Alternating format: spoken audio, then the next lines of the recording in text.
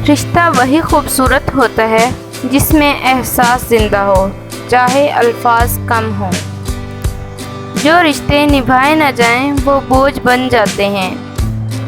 कभी कभी खामोशी सब कुछ कह जाती है जो अल्फाज नहीं कह सकते।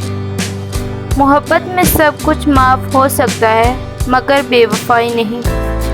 रिश्ते में एतमाद ना हो तो वो सिर्फ एक मजबूरी बन जाता है। सच्चे रिश्ते वक्त मांगते हैं, बहाने नहीं।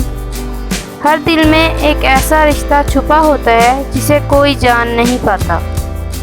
मोहब्बत वो नहीं जो दिखाई जाए, मोहब्बत वो है जो निभाई जाए। जो रिश्ते दिल से निकल जाएं, इन्हें ज़बरदस्ती ज़िंदा नहीं रखा जा सकता।